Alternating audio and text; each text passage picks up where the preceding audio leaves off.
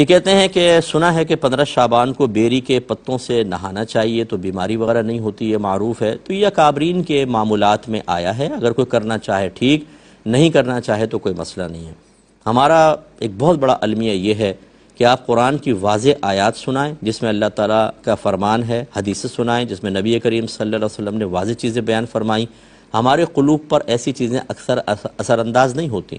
خاص طور پہ جس میں کسی کام سے منع کیا گیا ہو، جھوٹ سے، غیبت سے، حرام کمانے سے، مختلف قسم کی زینت، ناجائز زینت اختیار کرنے سے۔ ہم ایک کان سے سنتے دوسرے کان سے نکالتے ہیں،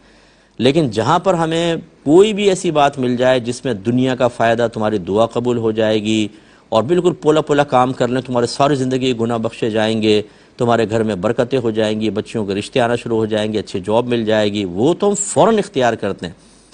تو یہ ہمیں اپنی طبیعت کو بھی دیکھنا چاہیے کہ کیوں ہماری طبیعت ایسی ہو گئی کہ ایک عام آدمی کوئی بات لکھ دے تو ہمارا قلب اس کی طرف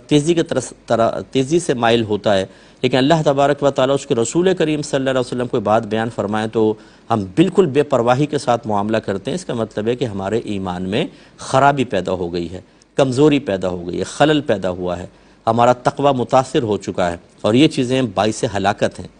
تو یہ میں نہیں کہہ رہا ہوں کہ آپ 15 شعبان کو اگر بیری کے پتوں سے نہائیں گے تو باعث ہلاکت ہے، وہ ایک سوچ اور فکر کی بات کر رہا ہوں، تو اس لیے اس کو اختیار کرنا چاہیں ٹھیک۔ میں آج تک کبھی نہیں نہایا، میں نے 1000 دفعہ باتیں سنی ہوئی ہیں، میں قرآن و حدیث کی جو بالکل واضح آیات اور چیزیں ان پر عمل کرنے کی کوشش کرتا ہوں۔ تو آپ بہرحال